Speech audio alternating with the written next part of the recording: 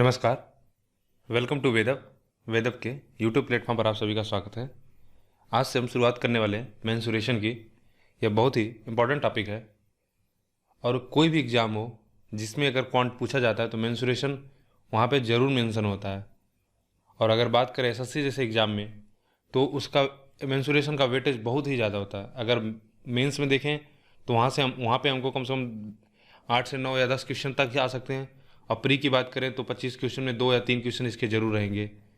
और state exam में जैसे यूपी लेखपाल हो गया, यूपी एसआई हो गए, और जैसे दिल्ली एसआई होता है, ठीक है, और जो भी स्टेट के एसएससी होते हैं एग्जाम कंडक्ट कराता है, फिर चाहे आपका एनडीए हो, सीडीएस हो, हर एग्जाम में मेंसुरेशन का वेटेज जरूर रहता है। और यह अगर हम बात करें तो कंपेरेटिवली इजी चैप्टर है। अगर आपको इसमें क्या होता है, थोड़ी सी हमको फार्मूले की समझ होनी चाहिए और थोड़ा अगर आप विजुलाइज कर सकते हो तो ये कंपेरेटिवली इजी चैप्टर है। हाँ, यहाँ पे थोड़ा कैलकुलेशन करना पड़ता है हमको। अगर एसएससी जैसे एग्ज़ाम की बात करें तो ऐसा भी नहीं है कि यहाँ पे बहुत कैलकुलेटिव आता है एग्ज़ाम पेपर, ठीक है। अगर 2018 का जो पेपर हुआ था मेंस का उसको छोड़ दिया जाए तो अभी तक यह पेपर आसान ही रहा है। हाँ, लेकिन अगर हम इसको अगर मतलब ज्योमेट्री से तुलना की जाए तो ज्योमेट्री की तुलना में यह आसान होता है, ठीक है। तो इसको शुरू करेंगे। तो मेंसुरेशन में बेसिकली देखो, हम पहले 2D पढ़ेंगे फिर 3D पढ़ेंगे। 2D का क्या मतलब हुआ? 2 डायमेंशनल, जिसमें केवल जैसे 2 डायमेंशन, और वह हो गया जिसमें 2 आयाम हो, और वह 3 डायमेंशनल, जैसे क्यूब हो गया, क्यूबॉइड हो गया, कोन हो गया, स्फेयर हो गया, राइट। यानी 3D में हम क्या करते हैं, उसका वॉल्यूम भी मेजर करते हैं, और 2D में क्या होता है, केवल एरिया तक। क्लियर है? तो शुरू करते हैं सबसे पहले मेंसुरेशन में। तो मेंसुरेशन में देख लेते हैं कि कैसे हम इसको कंटिन्यू करेंगे। तो सबसे पहले हम कवर करेंगे इसमें क्या, 2D। और 2D में भी हम क्या करेंगे, सबसे पहले देखो 2D में हो गया आपका एक ट्रायंगल। 2D में हम पहले करेंगे ट्रायंगल। ट्रायंगल के बाद क्या होगा हमारा, क्वाड्रिलेटरल, ठीक है, क्वाड्रिलेटरल। क्वाड्रिलेटरल यानी चार, जिसको चतुर्भुज बोला जाता है। और अगर 4 भुजाओं से ज़्यादा हो गया तो उसको बोलते हैं पॉलीगन। तो उसके बाद हम करेंगे कवर पॉलीगन। और इसके बाद जो हमारा टॉपिक होगा वह क्या होगा, सर्कल, ठीक है। इसको अगर हम कवर करने के बाद फिर क्या करेंगे, कवर करेंगे उसके बाद हमारा होगा 3D। 3D में फिर हम 3D में हमने बताया जैसे क्यूब हो गया, ठीक है, क्यूब, क्यूबॉइड, स्फेयर, कोन, ठीक है। इन सारी चीज़ों को हम 3D में कवर करेंगे। तो सबसे पहले हम ट्रायंगल को समझते हैं और ट्रायंगल से अपनी शुरुआत करते हैं। उससे भी पहले समझते हैं कि मेंसुरेशन में आखिरकार हमको पढ़ना क्या होता है, ठीक है। तो देखो, मेंसुरेशन में हम क्या करते हैं कि किसी भी प्लेन या सॉलिड का एरिया या वॉल्यूम मेजर करते हैं। तो आपके मन में आज सवाल आना चाहिए कि आखिरकार प्लेन क्या होता है। तो प्लेन बेसिकली क्या होता है, एक 2 डायमेंशनल फिगर होता है जिसमें बेसिकली आपका एक लेंथ होगा और ब्रेड्थ होगा, ठीक है। और सॉलिड हमारा क्या होता है, सॉलिड 3 डायमेंशनल होता है जिसमें हमारा क्या होगा, लेंथ भी होगा, ब्रेड्थ भी होगा और हाइट भी होगी। इसीलिए देखो इसको क्या बोला जाता है, इसमें हम सरफेस सरफेस एरिया मेजर करते हैं, यानी एरिया इसमें मेजर किया जाता है। और ये इसमें हम क्या करते हैं, इसमें वॉल्यूम मेजर करते हैं, ठीक है। इसमें वॉल्यूम भी होगा और एरिया भी हम मेजर करेंगे, दोनों, ठीक है। तो प्लेन को बोल सकते हो कि बेसिकली यह, जैसे अगर हम यह बना रहे हैं, एक फिगर बना रहे हैं, तो बेसिकली यह क्या है, एक प्लेन यानी एक सरफेस को कवर करता है, ठीक है। जैसे यह एक सरफेस हो गया तो यह बेसिकली एक हमारा क्या है, सरफेस को कवर कर रहा है, राइट। लेकिन अगर हम बात करें सॉलिड की, तो सॉलिड क्या होता है हमारा, सॉलिड, ठीक है, सॉलिड हमारा 3 डायमेंशनल फिगर होता है। और सॉलिड हमारा क्या करता है, स्पेस को कवर करता है। स्पेस मतलब आकाश जिसको बोल सकते हो। तो कोई भी 3D डायमेंशन होगा तो उसमें क्या होगा, उसमें लेंथ होगा, ब्रेड्थ होगा और उसकी कुछ हाइट होगी, ठीक है। सपोज करो उसकी हाइट कुछ होगी यहाँ पे इस तरह से, यह कुछ उसकी हाइट होगी, ठीक है। और यह क्या होगा, वह प्लेन एरिया होगा। तो इस हाइट पे जो उसकी एरिया निकालेंगे हम, इसमें क्या होता है, हमको वॉल्यूम भी निकालना पड़ता है, ठीक है। तो ये हो गया हमारा 3D फिगर, यानी एक क्यूब बन गया या क्यूबॉइड जो भी हो, यह हो गया हमारा। तो इसको हम पढ़ेंगे आगे वाले चैप्टर में। अभी हम क्या करते हैं, पहले पढ़ते हैं, हम पहले शुरुआत करेंगे ट्रायंगल से। तो हमको पता चल गया कि 2D में हम क्या मेजर करते हैं। 2D एक प्लेन फिगर होता है, एक सरफेस को कवर करता है। सॉलिड हमारा क्या करता है, या स्पेस को कवर करता है। प्लेन में हम 2D फिगर होता है, इसमें हम सरफेस एरिया मेजर करते हैं, और यहाँ पे हम क्या करते हैं, वॉल्यूम और एरिया दोनों मेजर करते हैं। तो सबसे पहले शुरू करते हैं ट्रायंगल से। और देखिए एक चीज़ ध्यान देना कि जितनी चीज़ें हम यहाँ पे पढ़ रहे हैं ना 2D में, इसी सेम चीज़ को फिर हम एक बार पढ़ेंगे ज्योमेट्री में पढ़ेंगे, ठीक है। लेकिन वहाँ पे क्या होगा, चीज़ें थोड़ी सी बदल जाएंगी। देखो जैसे यहाँ पे हम कहा है कि यहाँ पे केवल हमको बेसिकली एरिया, पेरीमीटर, इनसे ही मतलब है। लेकिन वहाँ पे क्या हो जाएगा कि वहाँ पे उनके एंगल, उसका क्या कोऑर्डिनेट है, ठीक है, क्या उसका एंगल है, इन सारी चीज़ों को हमको मेजर करना होगा वहाँ पे। तो सबसे पहले बस केवल यहाँ पे हम समझते हैं मोटा मोटा कि इसका एरिया कैसे हम मेजर करते हैं और क्या होता है पेरीमीटर। इन सारी चीज़ों को हमको बस जानना है। तो शुरू करते हैं ट्रायंगल से। और उससे भी पहले एक छोटी सी चीज़ जान लेते हैं कि कन्वर्जन होता है कि मेंसुरेशन में आपको हेक्टोमीटर, हेक्टामीटर, ठीक है, hectare, centimetre, decimetre, metre, millimetre, इन सब चीज़ का कन्वर्जन आपको आना चाहिए। तो जो सबसे पहले आसान है उसको समझते हैं कि 1 किलोमीटर बराबर क्या होता है। और इसको शायद मैंने एक बार चर्चा किया है टाइम एंड डिस्टेंस में, टाइम एंड डिस्टेंस के चैप्टर में इसको सारी चीज़ें हमने एक बार चर्चा किया है। तो देखो 1 किलोमीटर बराबर होता है 1 हेक्टामीटर, ठीक है, 1 हेक्टोमीटर, सॉरी 1 हेक्टोमीटर। और इसको बोल सकते हो कि 100 कितना हो जाएगा, डेकामीटर, 100 डेकामीटर, ठीक है। ये दो चीज़ें आपके लिए थोड़ी सी नई होंगी, ठीक है।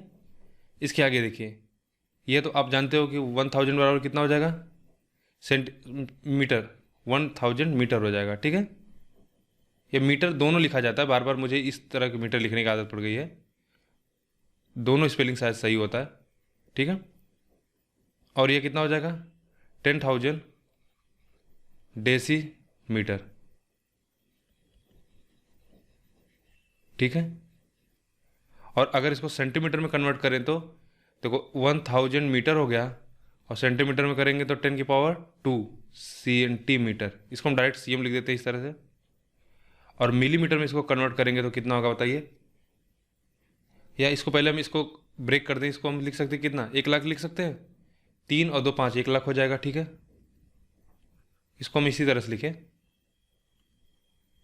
1 लाख, ठीक है, सेंटीमीटर। और अगर हम इसको और फर्दर इसको सिंप्लीफाई मतलब और इसका क्लासिफिकेशन करें तो देखो 1 सेंटीमीटर बराबर होता है 1 मिलीमीटर, ठीक है। तो अगर इसमें 10 का गुणा कर देंगे यानी 10 लाख, यह कितना हो जाएगा, यह हो जाएगा हमारा मिलीमीटर, मिलीमीटर।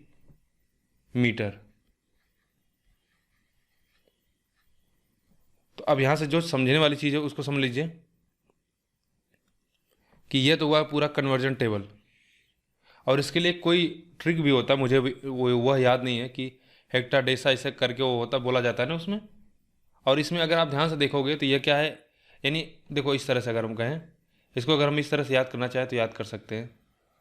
इसको मैंने देखो इस तरह से याद किया है कि किलोमीटर को सबसे पहले ऊपर लिखेंगे, उसके बाद हमको याद है कि इसके बाद आता है हेक्टोमीटर,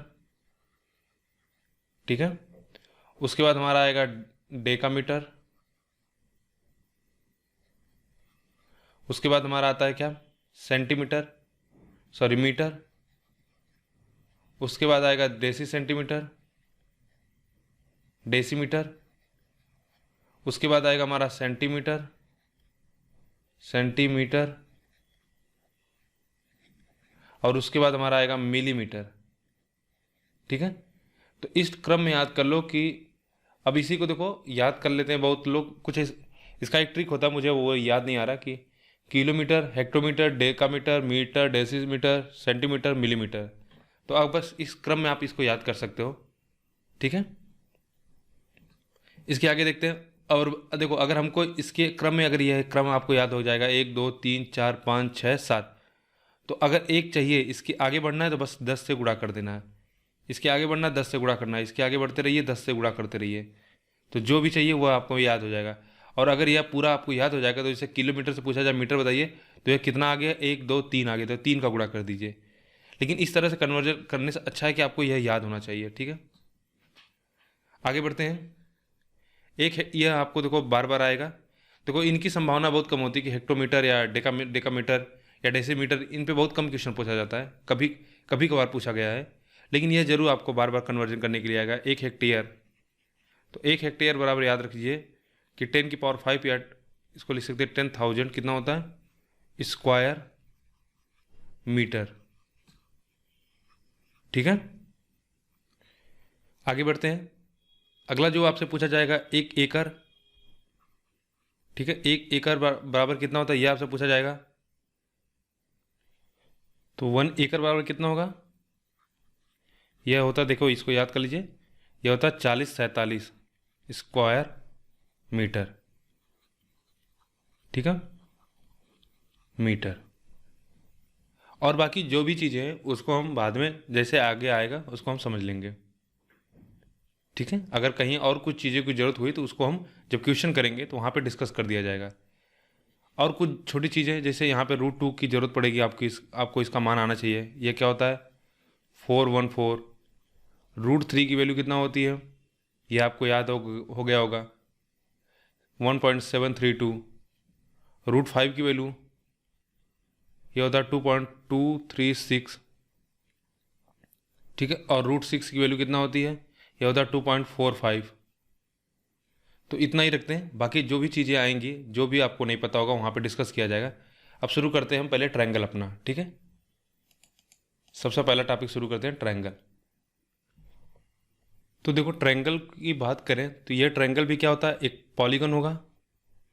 ट्रायंगल, ठीक है, ट्रायंगल की बात करते हैं तो यह भी हमारा क्या होगा, एक पॉलीगन होगा। और पॉलीगन क्या होता है, देखो इसकी एक छोटी सी डिफिनेशन समझ लो कि पॉलीगन हमारे क्या होते हैं। ठीक है, तो पॉलीगन क्या होता है कि एक ऐसा सर्कुलर शेप होता है, एक ऐसा शेप होता है, ठीक है, 2D शेप, कि जिसमें क्या हो कि यह एक क्लोज सर्कल एक क्लोज क्या है शेप बने। ठीक है, तो इसमें क्लोज शेप बनने के लिए मिनिमम देखो दो, अगर हम दो को ऐड करें तो क्या, अगर हम दो लाइंस ले लें तो क्या ये कभी क्लोज सर बनेगा, शेप बनेगा, कभी नहीं बनेगा, चाहे आप किसी प्रकार से जो इसको ऐड कर लो। ठीक है, ये कभी क्लोज नहीं बनेगा।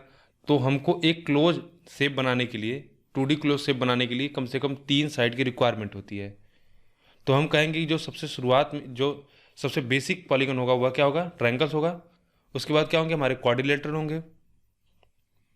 ठीक है, यानी सबसे पहले हमारा ट्रायंगल बनेगा, उसके बाद हमारा क्या क्वाड्रिलेटर बनेगा जिसमें 4 साइड्स होंगे। उसके बाद आप चाहो तो फिर रिंग बना सकते हो जिसमें 6 साइड हो जाए। ठीक है, यानी बेसिकली हम कह रहे हैं कि उसको चाहे आप हेक्सागन कर लो या पेंटागन बना लो। ठीक है, ऑक्टागन, कुछ भी बना सकते हैं। तो जो हमारा सबसे बेसिक पॉलीगन बनता है वह क्या होता है, ट्रायंगल। तो पॉलीगन के बारे में हम आगे चर्चा करेंगे डिटेल से, लेकिन उसको शुरू करने से पहले यह आपको पता होना चाहिए कि ट्रायंगल भी एक हमारा क्या होता है, पॉलीगन होता है। ये छोटी सी बात आपको पता होनी चाहिए। अब देखो ट्रायंगल को हम 3 प्रकार से डिवाइड करते हैं। मोस्ट ऑफ द लोगों को यह पता होगी बात कि पहला क्या होता है हमारा, उसको बोला जाता है स्केलियन ट्रायंगल। ठीक है, दूसरा हो गया हमारा क्या, isosceles triangle, isosceles triangles, right. और लास्ट हमारा क्या होगा, right angle triangle, right angle triangle. ठीक है, अब देखो इन तीनों की क्या भी, इसको हिंदी में क्या बोला जाता है, इसको बोला जाता है समकोण त्रिभुज, इसको बोला जाता है समबाहु त्रिभुज। ठीक है, और इसको बोलते हैं क्या, विषमबाहु त्रिभुज। इसमें कोई भी भुजाएं समान नहीं होती है, विषमबाहु त्रिभुज।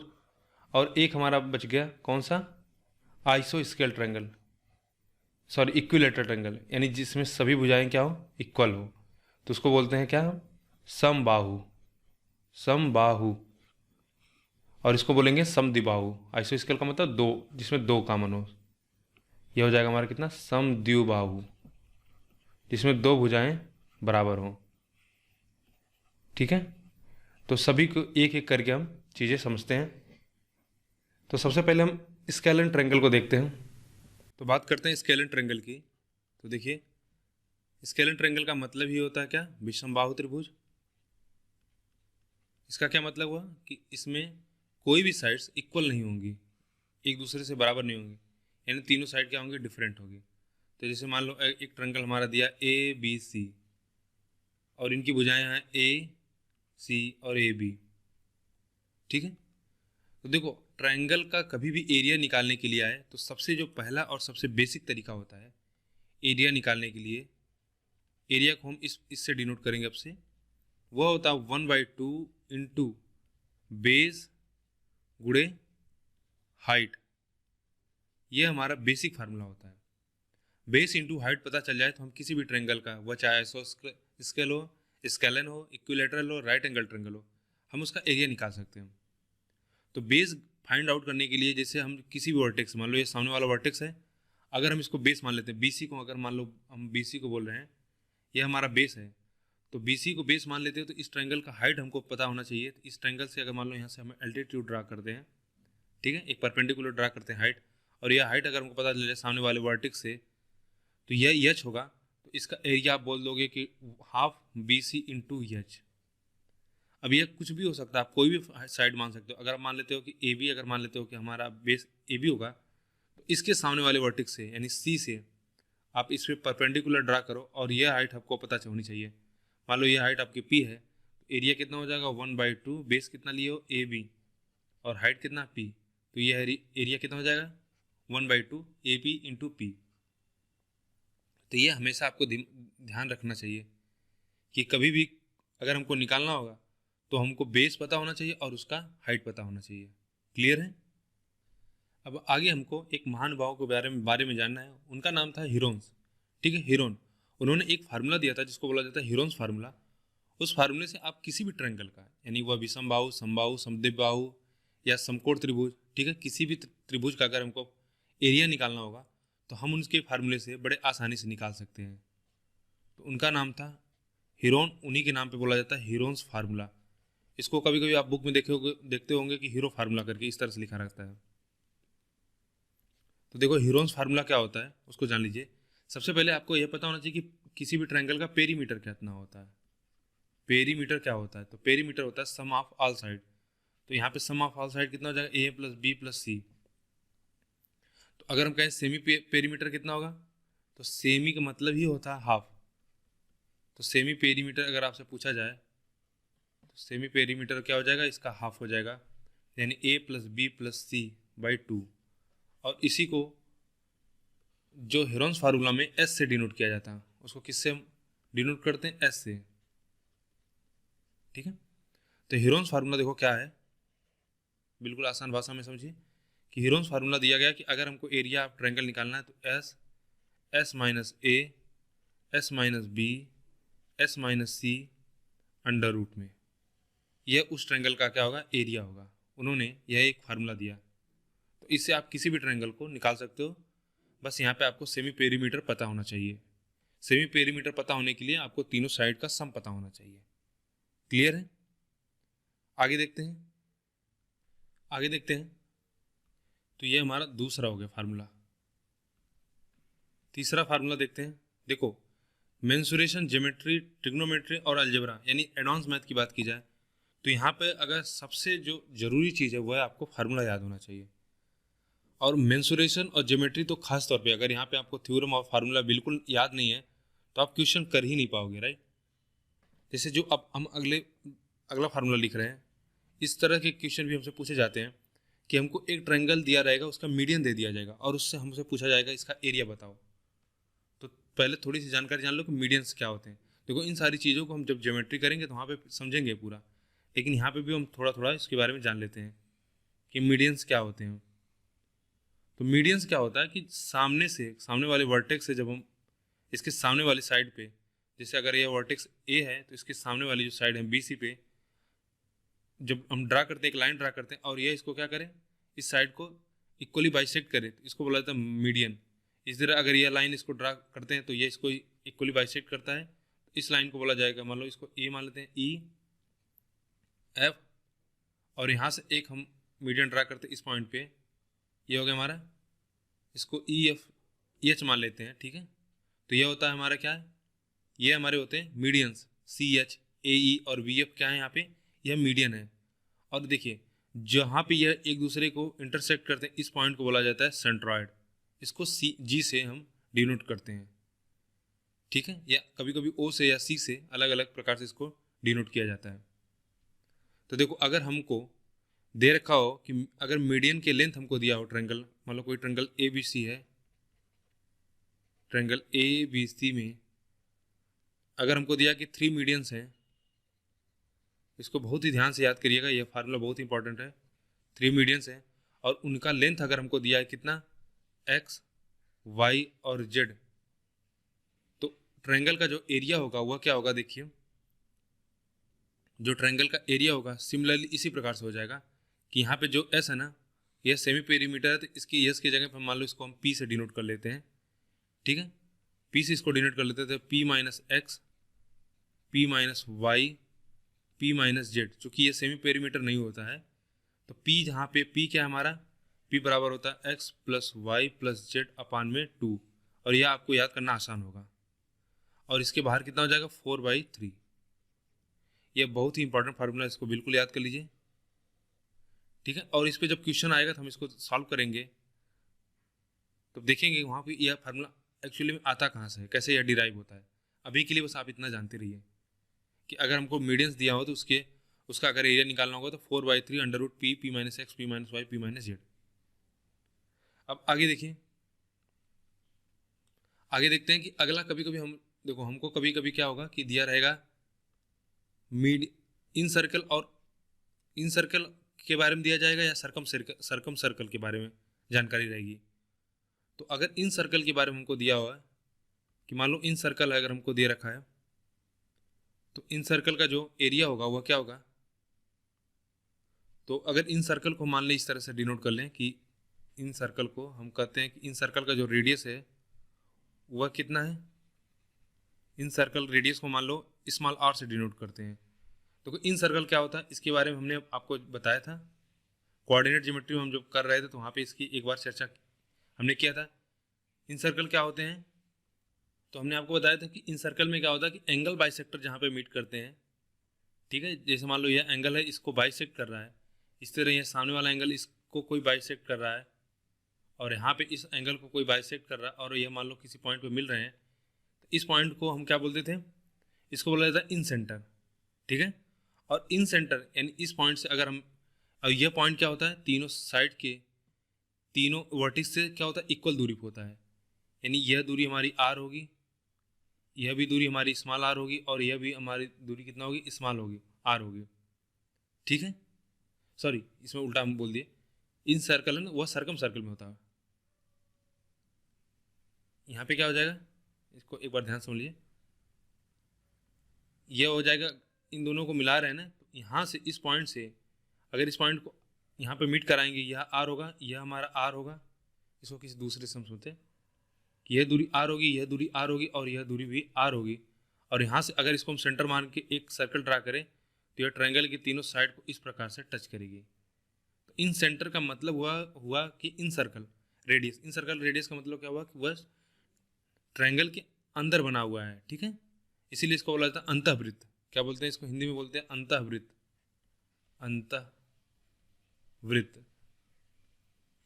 तो देखो बस केवल यहाँ पे आपको यह जानना कि इन सर्कल रेडियस क्या होता है, क्योंकि इसी चीज़ को हम फिर पढ़ने वाले हैं ज्योमेट्री में, तो हमको यही सारी चीज़ पढ़नी है कि इन सेंटर क्या होता है, सर्कम सेंटर क्या होता है, सेंट्रॉइड क्या होता है, राइट, आर्थो सेंटर क्या होता है। तो अभी के लिए बस आप इतना ही जानिए कि यहाँ पे क्या होता है। और अगर हम आर्थो सेंटर की बात करें, सर्कम सेंटर की बात करें, तो वह क्या होता था, वो होते थे side bisector, side perpendicular side bisector, इसकी भी हमने चर्चा किया था कोऑर्डिनेट ज्योमेट्री में। तो ये हो गया हमारा इन सेंटर। तो अगर हमको मान लो इन सेंटर आर पता हो, ठीक है, और हमको ट्रायंगल के बारे में बताना हो कि ट्रायंगल का एरिया कितना होगा, तो ध्यान से देखिए, तो ये होता है, ये होगा आपका आर बराबर में होता है कि एरिया ऑफ ट्रायंगल अपान में क्या होगा, सेमी पेरीमीटर, सेमी पेरीमीटर को हम एस से डिनोट करते हैं। ये बहुत ही इंपॉर्टेंट फार्मूला है, इसको बिल्कुल याद कर लीजिए कि अगर हमको इन सर्कल पता हो और सेमी पेरीमीटर पता हो तो हम ट्रायंगल एरिया निकाल सकते हैं। या हम ऐसे कर सकते हैं, ट्रायंगल का एरिया कितना हो जाएगा, आर इंटू एस। बहुत ही इंपॉर्टेंट यह है फार्मूला, यह और यह दोनों। बाकी वह दोनों फार्मूले बिल्कुल ईजी हैं और वह हम हाई स्कूल इंटर में भी उसको हम पढ़ चुके हैं, लेकिन इन दोनों चीज़ों से हम उतना फैमिलियर नहीं होते, तो यह इसीलिए हमको यह याद नहीं होता। पांचवा तरीका देखते हैं किसी ट्रायंगल का फार्मूला निकालने के लिए, वह क्या है कि अगर मान लो हमको सरकम रेडियस पता हो, क्या हो कि सरकम रेडियस पता हो, ठीक है। तो अगर हम कहें सरकम सर्कल रेडियस पता हो और इसको हम कैपिटल आर से डिनोट करते हैं, तो क्या होगा देखो, तो ए बी सी अपान में 4 टाइम्स एरिया ऑफ ट्रायंगल। यह भी बहुत इंपॉर्टेंट है। अगर हम कहें आर बराबर हो जाएगा ए बी सी क्या है, साइड्स ऑफ ट्रायंगल्स, 4 इंटू यह क्या होगा, एरिया ऑफ ट्रायंगल। और अगर हम आपको बताएं कि सरकम सर्कल क्या होता है, देखो उसको भी समझ लो कि अगर यह ट्रायंगल हो गया एक इस प्रकार से,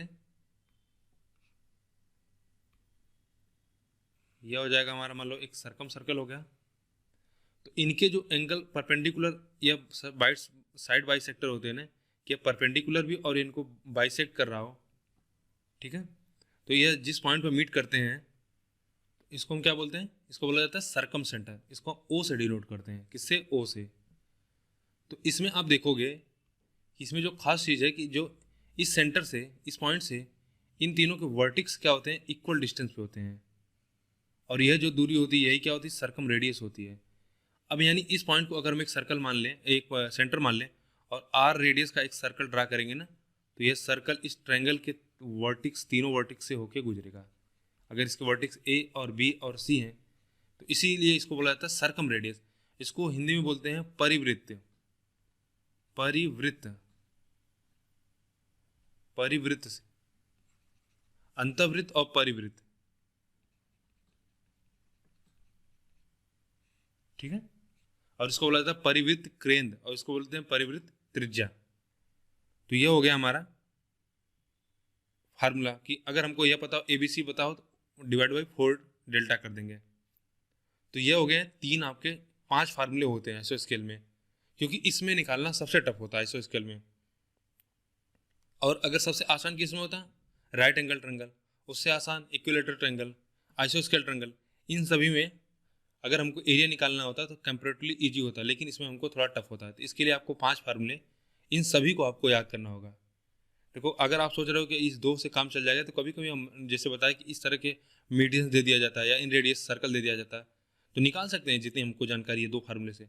लेकिन फिर हमको क्या है, उसमें पूरा उसको कैलकुलेट करना पड़ेगा, जुगाड़ लगाना पड़ेगा। उससे अच्छा कि आप डायरेक्ट फार्मूला याद रखिए और आप टाइम बचाइए, ठीक है। आगे देखते हैं। एक और चीज़ इसी ट्रायंगल में समझ लीजिए, अगर हम उसको छठवां फार्मूला बना दें, जैसे हम हीरोन्स फार्मूला को हर जगह अप्लाई कर सकते हैं, इसी तरह इसको भी अप्लाई किया जा सकता है। लेकिन इसमें बस केवल एक शर्त यह है कि हमको क्या है, इसमें एक एंगल पता हो। जैसे अगर मान लेते हैं हम कोई ट्रायंगल इस तरह हमको दिया है ए बी सी, ठीक है, ए बी और सी हमको यह ट्रायंगल दिया है। हमने बोला कि ट्रायंगल का एरिया निकालने के लिए क्या जरूरी होता है, 1/2 बेस इंटू हाइट। यही तो चाहिए ना, कि बेस मिल जाए और हाइट मिल जाए। या इसको ऐसा करते हैं हम, जहां हमने पहला समझा, ठीक है, यहाँ पे जगह नहीं, यहाँ पे ही समझते हैं।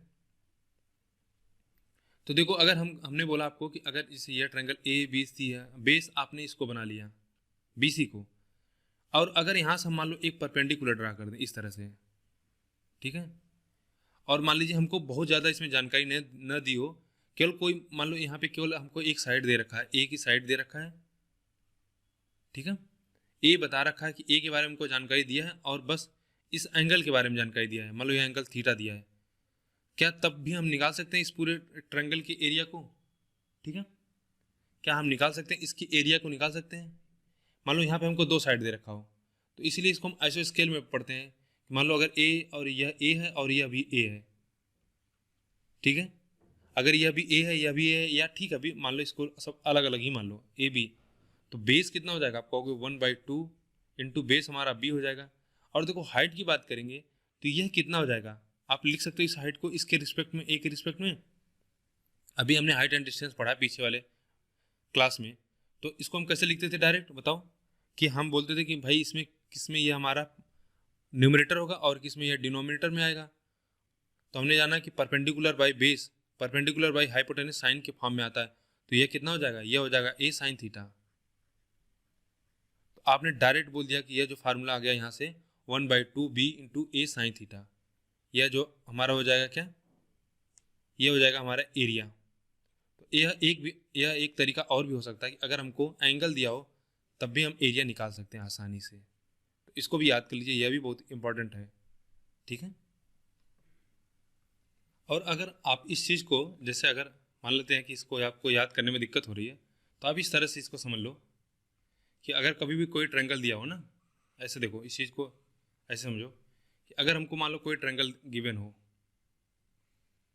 और इसकी दो साइड हमको पता हो, एक मान लो ए है, ए बी है, और इन दो साइड से मिलके जो एंगल बन रहा है वह थीटा है, तो इसका जो एरिया होगा वह कितना होगा। अगर आप इसको बेस लेते हो बी को, राइट, अगर आप बी को बेस लेते हो तो यह हो जाएगा 1/2 हाफ बी इंटू ए साइन थीटा। और अगर आप ए को बेस लेते हो, अगर आप ए को बेस लेते हो तो देखो जस्ट रिवर्स हो जाएगा। यहाँ पे क्या हो जाएगा, अगर आपने ए को बेस लिया तो क्या हो जाएगा 1/2 इंटू ए हो जाएगा, और यह कितना हो जाएगा, यह थीटा है।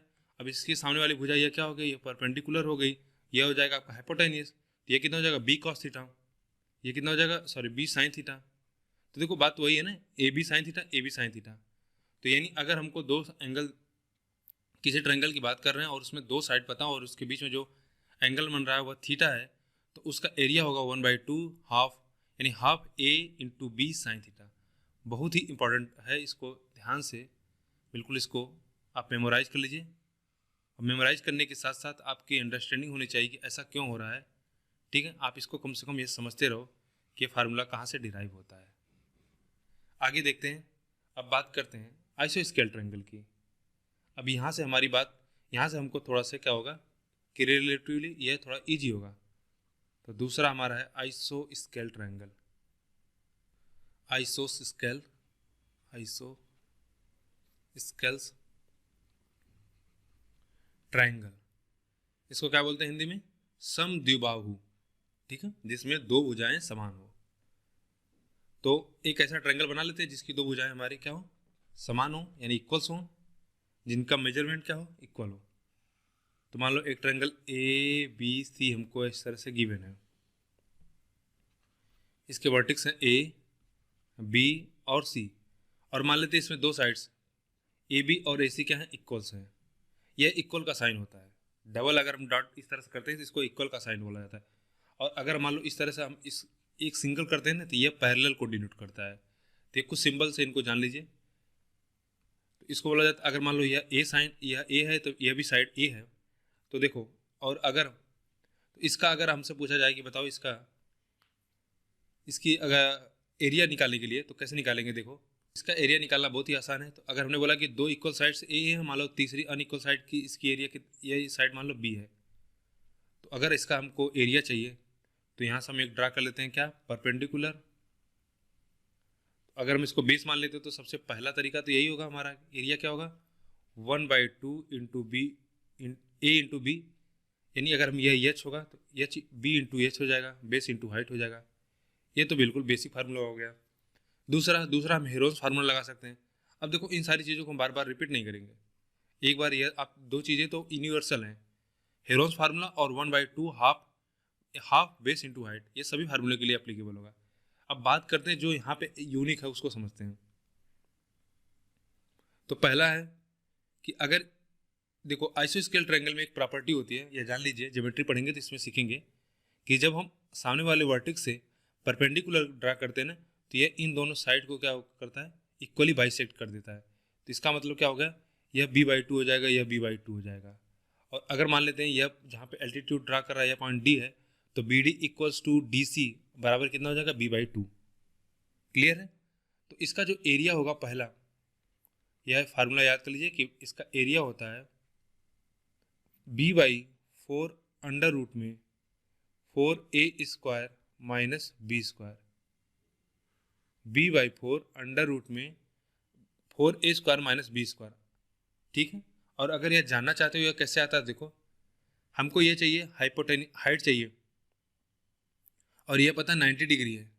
तो अगर हमको चाहिए क्या, हाइट चाहिए, एडी चाहिए, एडी का होल स्क्वायर बार कर लिख सकते हैं, ए बी का होल स्क्वायर माइनस में बी डी का होल स्क्वायर, पाइथागोरस थ्योरम। तो यहाँ से हमारा आ जाएगा ए बी कितना, ए स्क्वायर, बी डी कितना हो जाएगा, बी बाई 2 का होल स्क्वायर यानी बी स्क्वायर अपान में 4 स्क्वायर।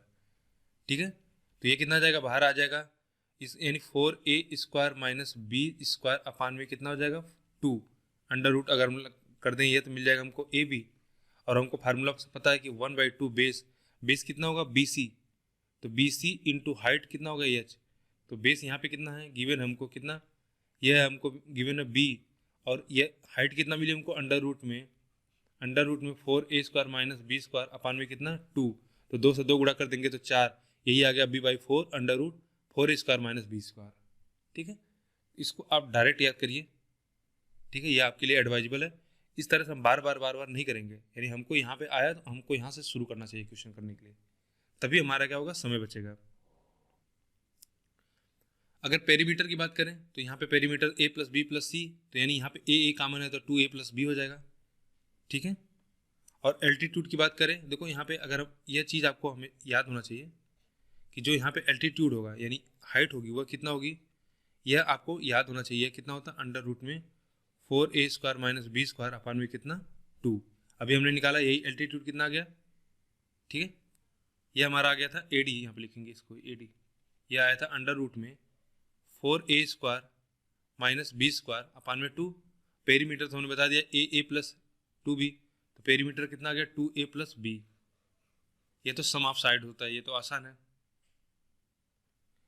अब देखो इसमें एक और कंडीशन हो सकती है, एक और स्थिति यह हो सकती है कि मान लो कि जो ये हमारा हाइपोटेनिस जो ये हमारा आइसोसेल ट्रायंगल है ना, यह एक राइट एंगल ट्रायंगल हो। तो क्या राइट एंगल ट्रायंगल भी तो हाइपोटेनिस आइसोस्केल ट्रायंगल हो सकता है। तो इसमें ये दो भुजाएं बराबर हों, अगर यह होगा a तो यह भी a हो गया, तो ये कितना हो जाएगा a√2। तो इसका बताओ एरिया कितना हो जाएगा, ये तो आप सिंपली कहोगे इसका एरिया अगर हमको निकालना होगा तो 1/2 इंटू यह हो जाएगा हमारा हाइट। हाइट क्या होता है, परपेंडिकुलर डिस्टेंस होता है किसी सामने वाले वर्टेक्स से, अपोजिट साइड के वर्टेक्स से सामने वाली भुजा पे जो साइड पे हम जो परपेंडिकुलर ड्रा करते हैं वही हमारा वर्टेक्स होता है। तो यहाँ पे अगर हमारा बेस हो जाएगा a और हाइट भी हो जाएगा a, एरिया कितना हो जाएगा 1/2 a स्क्वायर, ये हो जाएगा हमारा एरिया। और यहाँ पे अगर एल्टीट्यूड की बात की जाए यानी हाइट की बात की जाए तो यहाँ पे हाइट कितना a है, हाइपोटेनिस a√2। ठीक है, आगे बढ़ते हैं। अब देखो यहाँ से बस आसानी होगी चीज़ें। अब आगे है हमारा राइट एंगल ट्रायंगल, तीसरा है हमारा right angle triangle, right angle triangle. Right angle triangle क्या होता है, इसमें कम से कम एक जो एंगल होना चाहिए वह क्या होना चाहिए 90 डिग्री का होना चाहिए, यही कंडीशन है। तो मान लो कि एक राइट एंगल ट्रायंगल, जो राइट एंगल किस पे है, बी पे है, तो बी पे हमने बना दिया एक क्या राइट एंगल ट्रायंगल। अब इसमें देखो अगर मान लो इसको हम पी मान लेते हैं, ये परपेंडिकुलर बी या बेस हमारा बी और हाइपोटेनिस एच है, तो पेरीमीटर तो हमको पता चल गया पी एच बी हो जाएगा। अब देखो इसमें जो जरूरी है वह होगी एरिया। एरिया इसमें भी आसान है, इसमें 1/2 बेस अगर हम ले लें बी तो इसकी हाइट कितना होगी, हाइट तो यही होगी जो परपेंडिकुलर है, यानी जो सामने वाले वर्टेक्स से अपोजिट साइड की वर्टेक्स से सामने वाली साइड पे जो डाला गया है परपेंडिकुलर, वही हमारी क्या होगी साइड होगी, वही हमारा हाइट होगी। तो ये हाइट कितना बी पी है, तो कितना हो जाएगा 1/2 बी इंटू पी, यह हो जाएगा हमारी एरिया। पेरीमीटर तो आपको पता चलेगा, तीनों साइड का हम सम कर देंगे। एल्टीट्यूड क्या होगा, एल्टीट्यूड यानी यह पी। ठीक है, कभी कभी देखो हमको एग्जाम में क्या होता है ना, जैसे यह साइड नहीं दिया जाता है, इन दोनों के बारे में हमको जानकारी नहीं होती है।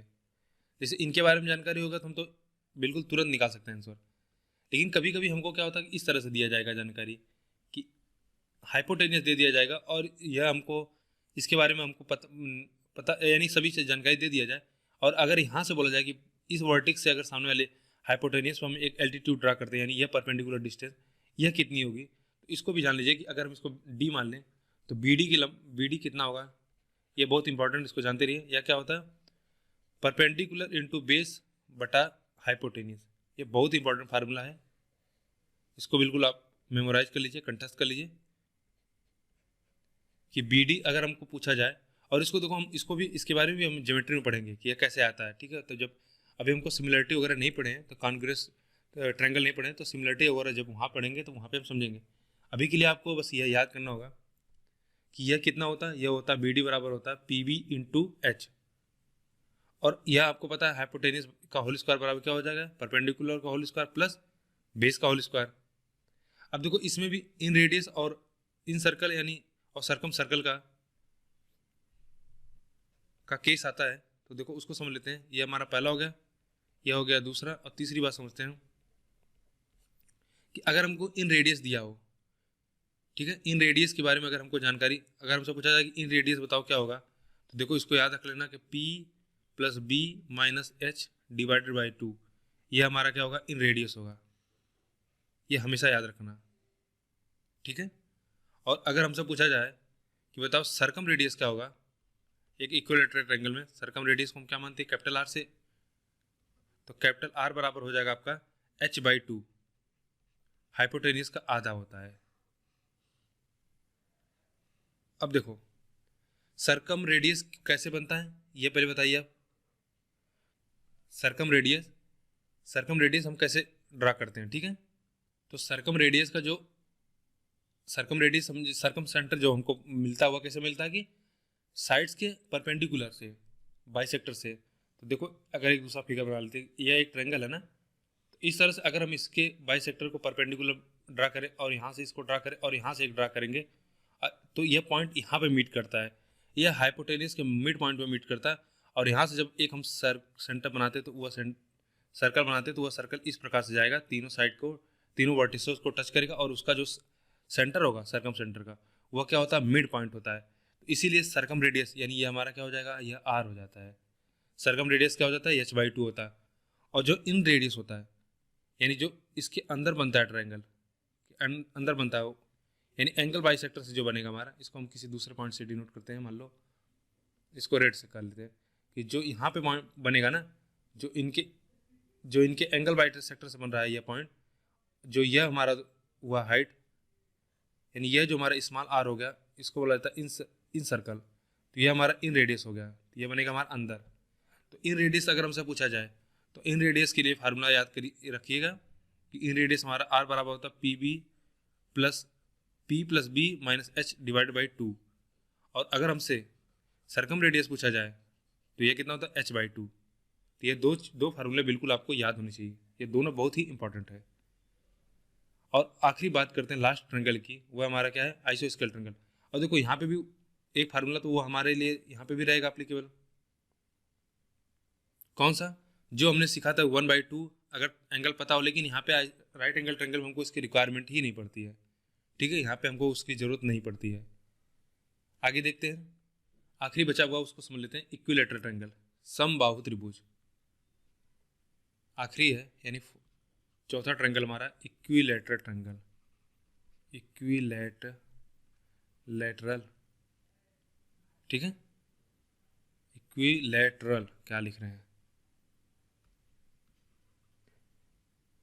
Equilateral triangle. इक्विलैटरल ट्रायंगल में क्या होता है कि तीनों साइड्स का जो मेजरमेंट होता है, यानी जो साइड होते हैं वह सेम होता है। तो अगर एक साइड ए होगी तो दूसरी भी ए होगी, तीसरी भी ए होगी। अभी देखो इसको बताना बहुत ही आसान होता है। अगर मान लो ये हमारे 3 वर्टिक्स हैं, ए, बी और सी।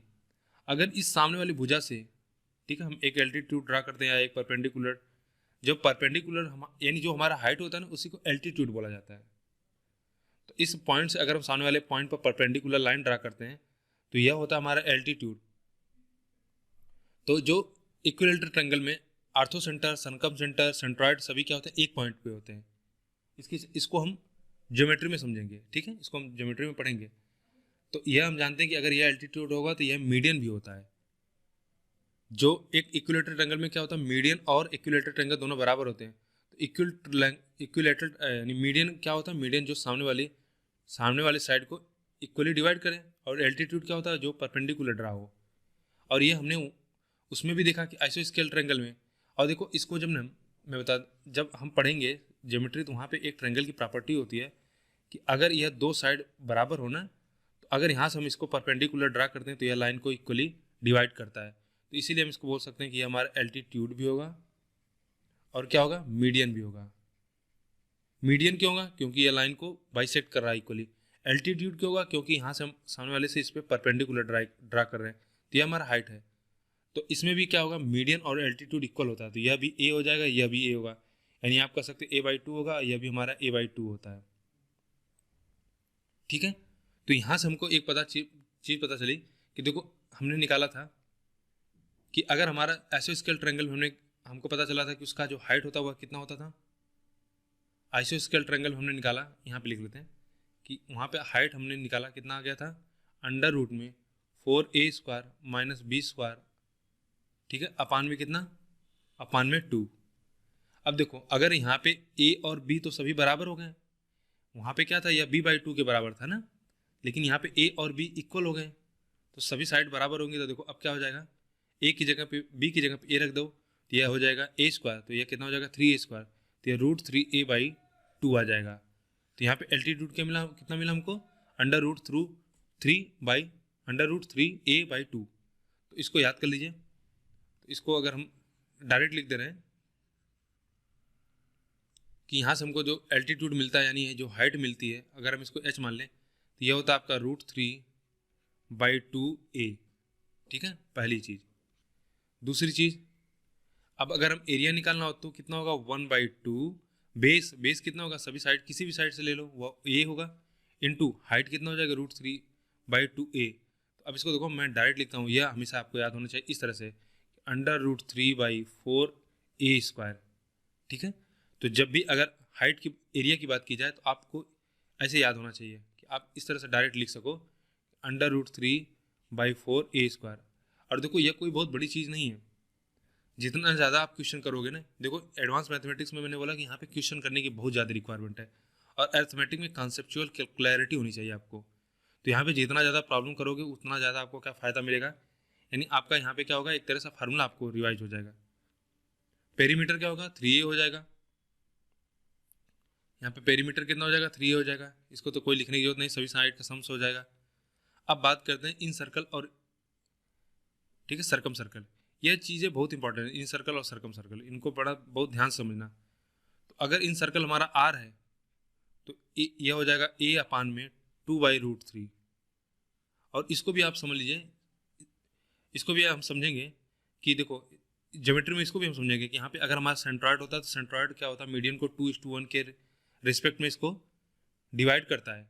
तो अगर हाइट √3/2a है तो इसको अगर 2:1 बांटोगे, और जो हमारा इन रेडियस होगा, इन रेडियस जो होगा वह इस तरह से बनेगा, राइट। इन रेडियस हमारा इस प्रकार से बनेगा। तो यहाँ पे जो वह यह यन वाला पार्ट है ना, यह बनेगा हमारा क्या, यह बन जाएगा हमारा इन सर्कल। और जो यह बड़ा वाला आउट यह सर्कल जो बनेगा, और जिसमें देखिए जिसमें यह 2 वाला भाग है ना, यह बनता हमारा सर्कम रेडियस, यह r बनता है। तो अगर इन रेडियस ये हो जाएगा हमारा कितना, इसको हम ऐसा करते लिख देते हैं, कन्फ्यूजन ना हो। बस यहाँ ध्यान रखिए जहाँ भी इन रेडियस की बात होगी वह स्मॉल, उसको स्मॉल r से रिप्रेजेंट करते हैं। तो यह हो जाएगा इन रेडियस r बराबर कितना होगा, a/2 टाइम्स कितना हो जाएगा, 2 टाइम्स √3। और आपने यह समझ लिया कि यह कैसे होता है कि देखो यह पूरी हाइट कितना h पूरी है √3/2a। अब इसको जरा 2:1 के रिस्पेक्ट में ब्रेक करो तो यह कितना हो जाएगा, एक वाला पार्ट हो जाएगा 1/3, तो 1/3 कर दोगे तो कितना हो जाएगा, यह 1/3 हो जाएगा a/2√3। और यह कितना हो जाएगा, इसका दोगुना, तो यह कितना हो जाएगा, a/√3 हो जाएगा। तो इसी तरह से अगर हम बोला जाए कि सर्कम रेडियस की बात की जाए, सर्कम रेडियस कैपिटल R की बात की जाए तो यह इसका जस्ट दोगुना होता है। यह कितना हो जाएगा, यह हो जाएगा आपका a/में √3। और ये हमको पता है क्यों होता है कि क्योंकि यह 1:2 में इसको क्या करता है, को डिवाइड करता है। कौन, सेंट्रॉइड। सेंट्रॉइड क्या होता है, जहाँ पे मीडियंस मिलते हैं, जैसे ये मीडियंस है ना, इनको मीडियन को मिलाओगे, जहाँ पे मीडियन मीट करता है उसको बोला जाता है सेंट्रॉइड। ठीक है, और एल्टीट्यूड जहाँ पे मीट करता है उसको क्या बोला जाता है? Ortho centre. और एंगल बाइसेक्टर जहाँ पे मीट करते हैं उसको क्या बोला जाता है? सरकम सेंटर। और जहाँ पे बाइस साइड बाइस परपेंडिकुलर बाइसेक्टर मीट करते हैं उसको क्या बोला जाता है? इन सेंटर। तो इन सारी चीज़ों को हम वहाँ पे समझेंगे ज्योमेट्री में। अभी के लिए बस जो छोटी छोटी यानी जो यहाँ पे मुख्य बातें उसको याद करिए कि इन रेडियस अगर हमको पता हो तो a/2√3, सरकम रेडियस पता हो तो a/√3, ये हमको बिल्कुल आना चाहिए। ठीक है, जैसे हमने बोला आपको तुरंत यह आपको पता होना चाहिए। अब देखो एक चीज़ और मुख्य चीज़ इसमें कि हमको पता है किसी ट्रायंगल के सभी एंगल का सम कितना होता है? 180 होता है। और यहाँ पे सभी साइड्स बराबर हैं तो सभी एंगल भी बराबर होते हैं। तो इक्विलैटरल ट्रायंगल का सभी एंगल्स कितने होंगे? 60 डिग्री के। क्लियर है? अब आगे एक और इम्पॉर्टेंट फार्मूला वो जानिए, वह क्या होता है? देखिए कि अगर हमको मान लो एक इक्विलैटरल ट्रायंगल गिवन है, ठीक है, अगर हमको एक इक्विलैटरल ट्रायंगल दिया है इस प्रकार से और इसके अंदर से किसी भी पॉइंट से, लेट से मान लो यहाँ पे एक पॉइंट O है और यह एक ट्रायंगल हमारा ABC है, इस O से इस ट्रायंगल पे अगर हम इसके साइड्स पे परपेंडिकुलर ड्रा करें, यहाँ से हमने ड्रा किया, यह परपेंडिकुलर ड्रा किया और यहाँ से एक यह परपेंडिकुलर ड्रा किया, ठीक है, और इनकी अगर इनका लेंथ मान लेते हैं कि यह मान लो P1 है, यह P2 है और यह P3 है, तो अगर हमसे पूछा जाए कि इस ट्रायंगल ABC का एरिया क्या होगा तो यह आपको, ठीक है, सॉरी एरिया नहीं, अगर हम बात करें ए, अगर हमको मान लो इनकी साइड ए दिया हुआ है, इनका साइड ए है, तो एक हमको रिलेशन है जो पता होना चाहिए, बहुत इंपॉर्टेंट रिलेशन, इसको मैं बोलता हूँ कि मोस्ट इंपॉर्टेंट है। ठीक है, इसको याद रख लिए। अब यही देखो, ये छोटी छोटी थ्योरम है या इसको फार्मूला जो भी बोलो, अगर ये सारी चीज़ें छोटी छोटी चीज़ें याद नहीं रहेंगी तो अगर हम एग्जाम में इसको डिराइव करने बैठ जाएंगे तो फिर तो हमारा 2 मिनट 3 मिनट चला जाएगा ना, तो इतना हमारे पास समय नहीं होता है। तो मान लेते हैं यह पॉइंट, इसको पॉइंट को कोई नाम दे देते हैं, चलो ठीक है, यह ई हो जाएगा, एफ और जी। तो देखो यहाँ पे हमको एक फार्मूला पता, यह होता है P1 plus P2 plus P3 बराबर क्या होता है? यह होता है h के बराबर होता है, और h हमारा कितना होता है? √3/2a, यानी यही हमारा एल्टीट्यूड होता है। तो ये बिल्कुल आप इसको याद कर लीजिए कि अगर किसी भी इन कोई भी पॉइंट आइसो इक्विलैटरल ट्रायंगल के अंदर है और उस पॉइंट से तीनों साइड पे परपेंडिकुलर ड्रा किया जाता है और उनका लेंथ कितना P1 P2 P3 है, तो उनका जो सम होगा तीनों का वह उसके एल्टीट्यूड के बराबर होगा इस इक्विलैटरल ट्रायंगल के। ठीक है, यह बिल्कुल आपको कंठस्थ होना चाहिए। तो कभी कभी आपसे यहाँ से साइड पूछ लिया जाता है, साइड कितना हो जाएगा? जस्ट कर दोगे ए का, अगर सिंप्लीफाई कर देंगे तो कितना हो जाएगा? ए बराबर हो जाएगा 2/√3 P1 P2 प्लस P3। तो यह बिल्कुल आपको कंठस्थ होना चाहिए। यह हो गया आपका चौथा फार्मूला, यानी पांचवा फार्मूला। ठीक है, यह आपका पांचवा फार्मूला हो गया। तो सर्कल में ट्रायंगल में केवल इतना ही पढ़ना है। मेंसुरेशन की बात करेंगे, ज्योमेट्री में तो हमको वहाँ पे बहुत सारे थ्योरम पढ़ने होते हैं। तो अगर मैं आपको बोलता हूँ कि अगर आपको इतने ट्रिग्नोमेट्री के ट्रायंगल के इतने फार्मूले पता है तो कभी भी कोई भी क्वेश्चन आ जाए आप एरिया निकाल सकते हो, कुछ भी पूछा जाएगा ट्रायंगल से मेंसुरेशन में तो आप बड़े इजीली उसको कर सकते हो। ठीक है, इतनी सारी चीज़ों को एक बार आप रिवाइज करिए, पूरे सारी चीज़ों को। ठीक है, तो इस क्लास में केवल इतना ही रखते हैं, क्योंकि अभी हमको कोऑर्डिनेटर की अगर हम चर्चा करेंगे तो यहाँ से भी अभी हमको 1 घंटे की समय लग जाएगा, राइट। तो ये वीडियो काफ़ी लंबी हो जाएगी। और देखो इसके बाद अगर हम मान लो क्वेश्चन स्टार्ट कर देते हैं तब भी यह दिक्कत होगा, क्योंकि मेंसुरेशन में या ज्योमेट्री जैसे सिलेबस में मेरा मानना है कि आप सारी चीज़ों को पढ़ लो, क्योंकि मिक्स क्वेश्चन करने से ज़्यादा ही हमको फ़ायदा होता है। केवल अगर हम एक अकेले ट्रायंगल का क्वेश्चन करें या अकेले हम केवल कोऑर्डिनेटर का करें तो यह थोड़ा सा सही नहीं होता है। तो इसलिए पहले हम क्या करते हैं कि थ्योरी पूरा कवर करते हैं। तो जैसे हमने इस वीडियो में ट्रायंगल को कवर किया, इसी तरह से एक वीडियो होगा जिसमें कोऑर्डिनेटर को और सर्कल को कवर करेंगे। ठीक है, पहले अगर हम 2D जितने भी हैं इनको कवर कर लेंगे, उसके बाद इन पे जो भी क्वेश्चन है उनको कवर करेंगे, क्वेश्चन कर लेंगे, उसके बाद फिर हम 3D में करेंगे और 3D के क्वेश्चन इस तरह से 3D को भी अलग अलग करके उनके सारे क्वेश्चन कवर कर लेंगे। यह तरीका सबसे उचित होगा। और अगर हम केवल एक बार ट्रायंगल पढ़ें फिर ट्रायंगल पे क्वेश्चन करें तो फिर इसमें क्या है कि एक सामंजस्य नहीं बन पाएगा, क्योंकि किसी टॉपिक में 10 क्वेश्चन है हमने लिए हैं अच्छे क्वेश्चन, किसी में 20 लिए हैं, तो किसी का वीडियो लेंथ हो जाएगा 20 मिनट, किसी का 1 घंटा 1.5 घंटा लग जाएगा। तो उससे बेहतर है कि आपको एक फिक्स पैटर्न में 1 घंटे 10 मिनट की वीडियो मिलती रहे, आप उसको क्या है उस तरह से देखते रहो, यह आपके लिए ज़्यादा सूटेबल होगा। और चूंकि ये वीडियो रिकॉर्डेड फॉर्म में है, ठीक है, ये आपके पास अवेलेबल हैं, तो आप इनको 2-3 बार 10 बार जितना बार आप देखना चाहो देख लो, तभी उसके बाद आप क्वेश्चन स्टार्ट करो। हाँ, लाइव क्लास होता है तो यहाँ पे एक रिस्ट्रिक्शन ये होती है कि अगर मान लो जैसे मैंने ट्रायंगल पढ़ा दिया, इसके बाद तुरंत क्वेश्चन स्टार्ट कर दिया, तो अभी तो आज आप नया नया सीख रहे हो, तो यानी अभी आपके दिमाग में थोड़ा थोड़ा आइडिया आना शुरू होगा होगा और अगर मैं तुरंत क्वेश्चन करा दूंगा तो फिर आपको बिल्कुल कुछ फ़ायदा नहीं होगा। लेकिन रिकॉर्डेड क्लास होने का यह फ़ायदा होता है, या बाद में इसको आप पहले पूरा देख लो, 2 बार 3 बार देख लो, सारे फार्मूले आपको अच्छे से याद हो जाएंगे, सारा कॉन्सेप्ट क्लियर हो जाएगा, फिर आप धीरे धीरे धीरे क्वेश्चन करना स्टार्ट कर दोगे। ठीक है, तो केवल आज के लिए इतना ही रखते हैं इस क्लास में। वीडियो अगर आपको पसंद आई तो वीडियो को लाइक करें, चैनल को सब्सक्राइब कर लें, वीडियो को अपने दोस्तों के साथ जरूर शेयर करें। वीडियो देखने के लिए आपका बहुत बहुत धन्यवाद।